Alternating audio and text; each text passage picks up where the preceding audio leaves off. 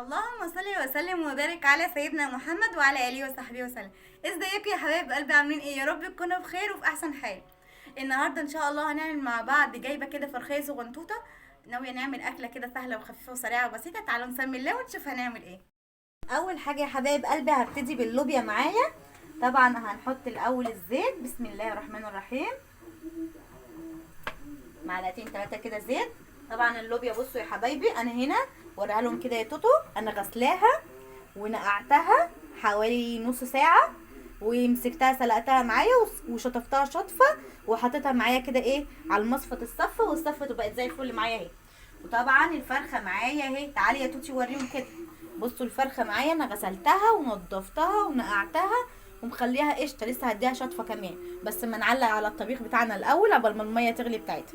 تعالي كده يا توتو. هنحط بقى معانا هنا، انا فرمه معايا هنا بصلايه وحوالي كام فص من الثوم كده، فرمتهم كلهم مع بعض في الكبه بصراحه. ما استنيتش البصله الاول وبعدين الثوم، لا انا فرمت كله مع بعضه على طول كده مع بعضه. بسم الله. وهشوح بقى البصلايه مع الثوم لحد ما نوصل له كده اللون الذهبي الحلو. بس ننزل بس كميه البصل كلها كده مع الثوم. بسم الله الرحمن الرحيم. هجيب بقى معايا رشه من الفلفل الاسمر نحطها على البصل، تخلي ريحه الطبخه بتاعتنا تفحفح في البيت كله كده. بصوا ما شاء الله. طبعا الكل اعتقد ان الكل بيحب اللوبيا. اللوبيا بتبقى اصلا عسل ومسكره، ويا سلام بقى لو هتعملي عليها لحمه بتبقى احلى واحلى كمان. بس عادي اتعملت بلحمه من غير لحمه على فراخ بتبقى زي الفل معانا وبتبقى حلوه. هنستنى بقى يا حبايبي البصلايه تاخد لون ذهبي كده معانا. وطبعا انا حاطه هنا معايا الميه على البوتاجاز اهو عشان تغلي، وبعدين هنشوف هنعمل الفرخ. وهنا برضو حاطه معايا هنا حله. تعالى ما نعلق عليها كده يا توتشي وسعيلي. وانا بحب جنب اللوبيا رز بشعريه، بس كتغيير عشان انا ما عنديش اصلا سمنه، فهعمله رز ايه، هعمله رز محمر النهارده. مش هعمل رز بشعريه، عشان لو في سمنه عندي كنت عملت بشعريه زي ما انا قايله. بس اللي اول مره يشوفني، انا بحب السمنه في رز بشعريه. الرز المحمر بحبه بالزيت، بيبقى ريحته مفحفحه في البيت كله كده. حطيت كده كميه الزيت الموجوده عندي كده. بسم الله. وجيب الرز بتاعنا كده هناخد منه حبه. انت فين يا توتو؟ على البصله وانا شغاله هنا على الرز. بصوا كده يا حبايبي، ناخد كده حبه رز كده حلوين. بسم الله ما شاء الله على الزيت. هحتاج كمان شويه زيت، هجيب دلوقتي الازازه وازودها. بصوا يا حبايبي، هجيب بقى معايا رشه من الملح كده واحطها معايا في قلب الرز، واسيبه بقى كده ايه وانا واقفه على البصلايه ادي تقليبه كده من الوقت للتاني عشان كله ياخد لون ذهبي حلو، عشان نعمل رز رز مفلفل اللي هو رزايه ورزايه. بصوا يا حبايبي البصلايه ما شاء الله ما خدتش معايا وقت خالص. حتى بصوا الرز لسه في ابيض زي ما هو، لقيت البصلايه معايا ما شاء الله احمرت عشان النار كانت عليها عاليه. هنزل بقى بالطماطم بتاعتي. بسم الله ما شاء الله. طبعا ايدي نضيفه وبصفي كده. لازم الطبيخ بتاعنا تكون الطماطم بتاعتنا متصفيه، ما تبقاش الطماطم كده فيها قشور ومش مستحبه كده، لا لا. تبقى الطبخه بتاعتك كده الدمعه بتاعتها كده نضيفه وحلوه، ولا فيها قشور من صلصه الطماطم ولا اي حاجه. طبعا كلنا بنعرف نطبخ وكل حاجه، ده حاجات بسيطه وسهله، بس انا بقول اللي لسه ايه جداد في المطبخ او حاجه، وهم ناخد معلومات من بعضنا. برضو اللي يعرف حاجة انا برضو ما عملتهاش وشايف ان حاجة تانية لو اختلفت هتبقى احلى، عادي مش عيب، كلنا بنتعلم من بعض. اللي شايف ان عايز يقول لي حاجة وانا اعملها، عايزة اجدد واغير في اكلي او في الوصفة اللي معايا، هتطلع اكيد مختلفة. والاكل برضو اول على الاخر اذواق. كمية الصلصة ما شاء الله كتيرة شوية، بس عشان انا هاخد منها حبة برضو، ممكن اخد منها حبة اشيلهم او اعمل عليهم بطاطساية كده، يبقى عندنا ايه طبخة لوبيا وطبق بطاطس كده جنب الاكل، يبقى حلو برضه. بصوا ما شاء الله الصلصه معايا كده. هقوم حاطه لها رشه كمون بسيطه. اذا الصلاه على النبي. هبعت اجيب دلوقتي توابل برضه. هجيب دلوقتي اهو حاطه رشه كمون ورشه فلفل اسمر الموجود عندي دلوقتي. وهسيب التسبيكه بتاعتي هحط لها بس رشه السكر، وهسيبها دلوقتي تتسبك معايا هغطي عليها وعديني كده يا توتو. هسيب كده ايه الطبخه بتاعتي الصلصه تتسبك، واخش اقلب كده على الرز بتاعنا. بسم الله الرحمن الرحيم. ادي تقليبه كده للرز. ما شاء الله النار النهارده عاليه معايا، فبتنجز كده الوقت معايا. بسم الله ما شاء الله. اوقات كتير ببقى بهدي النار لو بغسل مواعين او بلم من ورايا، بس النهارده سبحان الله حاسه ان الطبخه ما خدتش وقت، اكمن النار كده ايه عاليه معايا. هسيب بقى الرز معايا ياخد تحميره كده عقبال ما نغسل الفراخ عشان نسقطها عشان الميه غليت. بصوا حبايبي الميه غليت معايا اهي.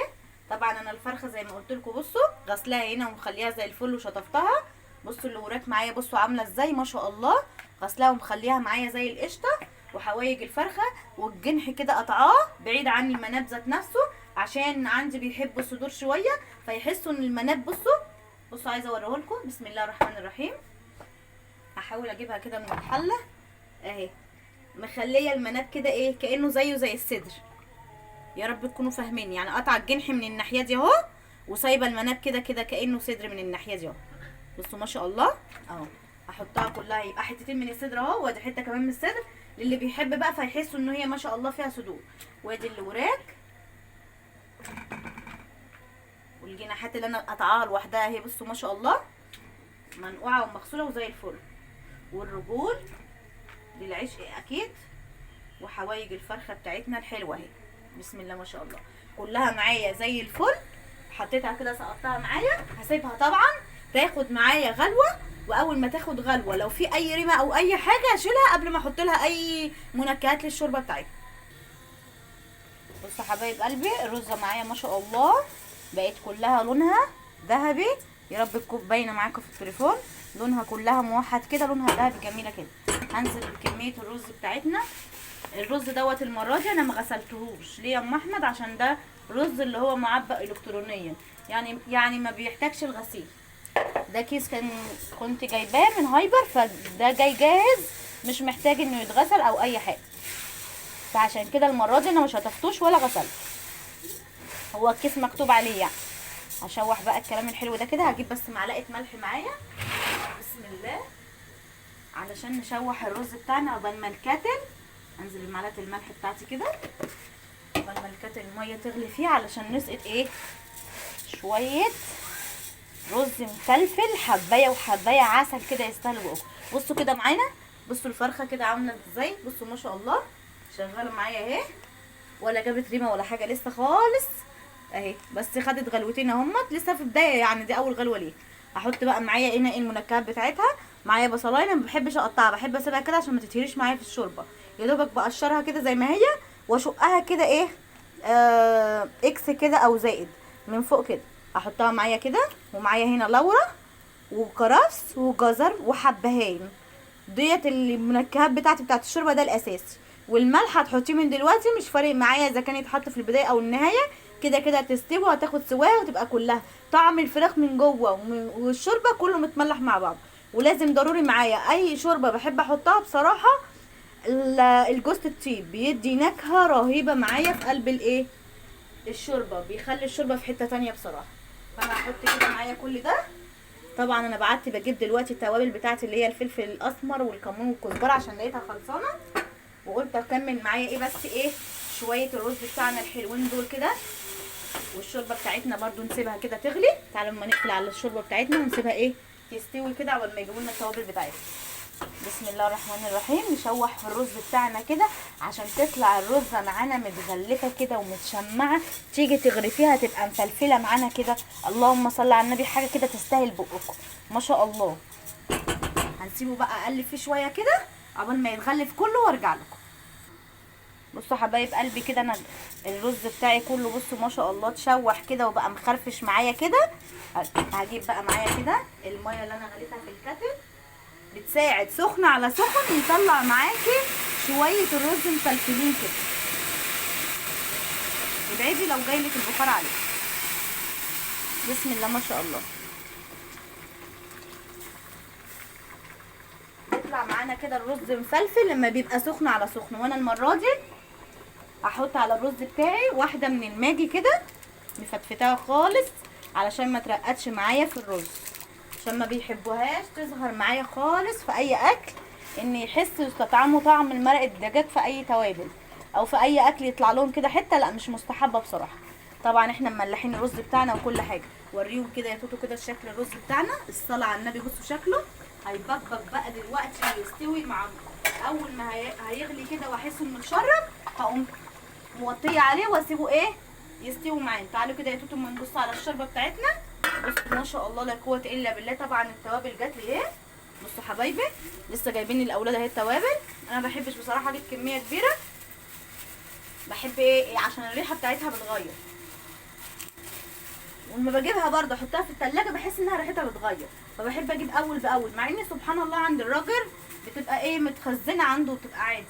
حطيت معايا رشه كمون كده، واحط معانا الفلفل بتاعه قوي ما شاء الله. عندنا الراجل بتاع التوابل عنده التوابل بتاعته جميله. واحط عندنا هنا كزبره. طبعا احنا حطينا الملح ما ننساش، حطينا الملح بتاعنا. هحط واحده من الماجي، يبقى حطينا كمون وكزبره وفلفل وواحده من الماجي والملح والكرفس والحبهان واللورة والجزر والبصلايه. كده الشوربه بتاعتنا زي الفل اتنكهت معانا، ومش هتحتاج معانا اي حاجه غير ان احنا نسيبها تستوي معانا. عايزه بقى تاكليها مسلوقه هتطلع معاكي زي الفل وزي العسل. عايزاها تحمريها بمعلقه سمنه هتبقى حلوه، في زيت براحتك هتبقى حلوه. عملتيها بفيجيتار هتطلع معانا برضو جميله. دعكتيها ببيضايه واحده، ربيتي بيضايه ودهنتيها بالفراخ وعملتيها في الفيجيتار او في البقسماط او بالكورن فليكس هتطلع معانا مختلفه. هو بس اسمه انه تغيير عشان ما نبقاش زهقانين من روتين ان الفراخ تفضل مسلوقه، خلاف اللي هي المشويه ومتبله في الفرن. هنسيب طبعا كده الفراخ بتاعتنا تستوي كده. خلصنا الرز طبعا معانا اعتقد انه اتشرب. تعالي كده يا توتو بسم الله. بصوا ما شاء الله الرز ما خدش معانا وقت اتشرب ازاي، الصلاه على النبي. اوطي بقى عليه براحته عشان انا طبعا معليه عليه النار باينه معاكم. اوطي بقى كده عليه الصلاه على النبي واسيبه بقى كده يستوي معانا ونبص على الصلصه بتاعتنا. بصوا يا حبايب قلبي كده التسبيكه معايا اتسبكت اهي. جبت الحله الصغنطوطه دي، ما حدش يتريق على الحله الصغنطوطه دي، ده اصغر حله في الالمونيا عندي، ما فيش الا هي بصراحه الصغيره عندي، هي واللي انا شحتها من عند امي دي. اما الباقي كله عندي ما شاء الله كبير، كل الحلل كبير. اخد كده حبه تخزيعه من اللي احنا ظابطينها دي بتاعه الطبيخ، مش هكتر بصراحه. وهجيب معايا ايه بطاطستين كده حلوين، بس كفايه عشان احنا بنحبها خفيفه بصراحه، مش هزود اكتر من كده. هجيب معايا هنا، تعالوا ما اشغل دي على الحله التانية دي. تعالي كده يا توتي بسم الله. اشغل على الحله الصغيره دي كده معايا. صلوا على النبي يا حبايب قلبي، صلوا على النبي في الكومنتات يا حبايب. هنا جايبه بطاطستين هعملهم كده معايا ايه طبخه كده معايا برضو جنب اللوبيا. بسم الله ما شاء الله. كده كده التسبيكه احنا مسبكينها مع بعضها وزي الفل، هتتقلب دلوقتي وهتبقى زي الفل مع بعضها. هي الحله اي نعم صغيره عليها بس هتبقى زي الفل معاها. خد بس البطاطسيه اللي واقعه من تحت دي، تعالي الناحيه دي كده يا توتي. وهنا هنحط معانا اللوبيا اللي احنا سلقينها وزي الفل معانا كده. بس كده هنلم الحاجات الحلوه بتاعتنا دي، وهجيب معايا مغرفه نظيفه. بصوا حبايبي هاخد شوربه بقى من الفرخه بتاعتنا الحلوه دي، هتجنب بس الحبهان او اي حاجه تقع كده.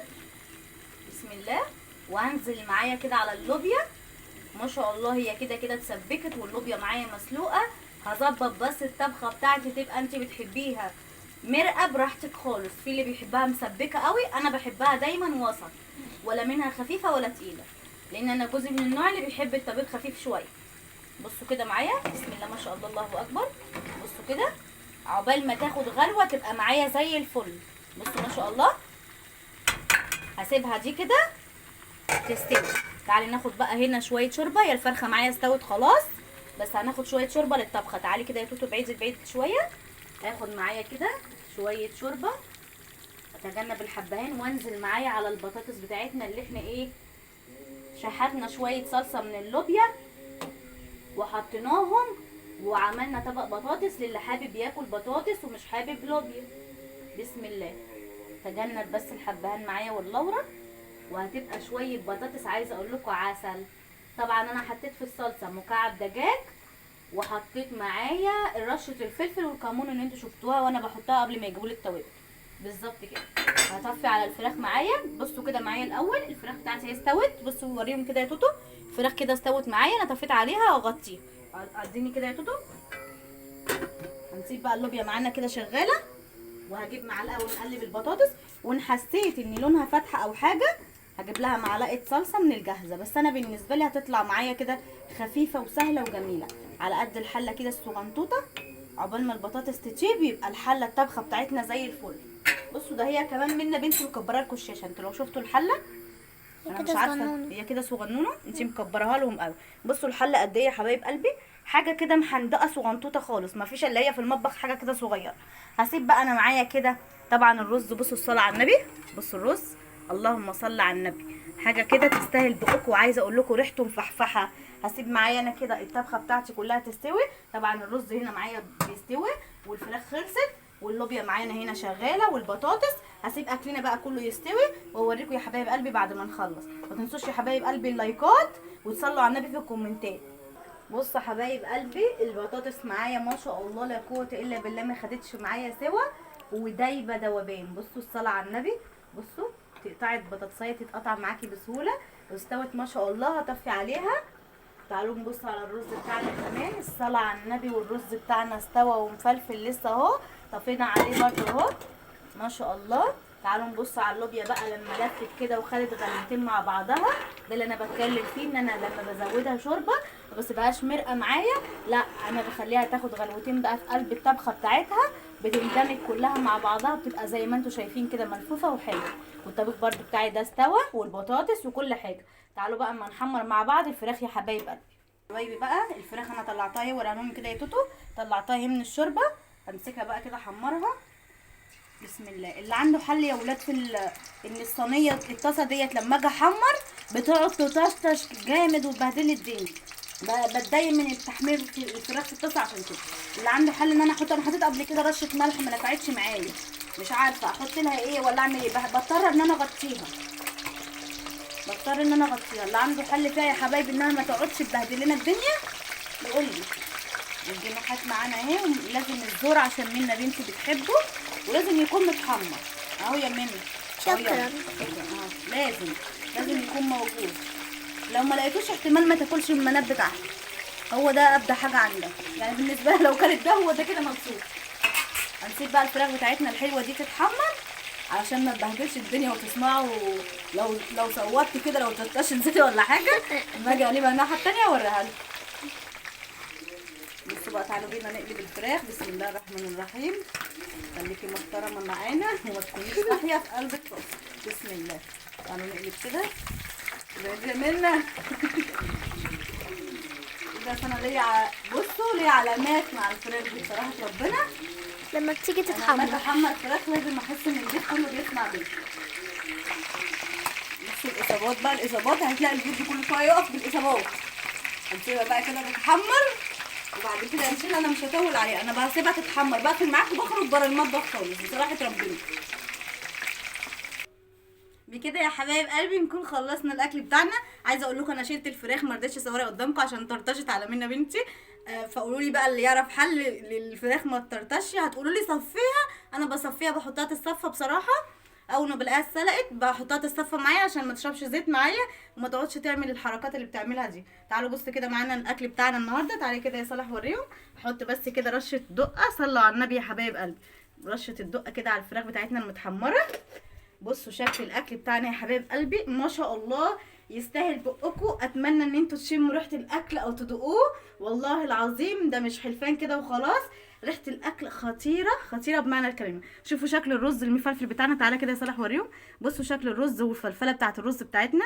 بصوا شكل الرز وريحته بتاع زمان بمعنى الكلمه. شوفوا شكل البطاطس اللهم صل على النبي، واللوبيا بتاعتنا اهي، وادي الفراخ بتاعتنا اللي اتحمرت. وده كان اكلنا النهارده يا حبايب قلبي. ما تنسوش تعملوا لايك، واللي مش عامل اشتراك يشترك يبقى شرف ليا، وفعلوا زر الجرس عشان يوصلكوا كل جديد.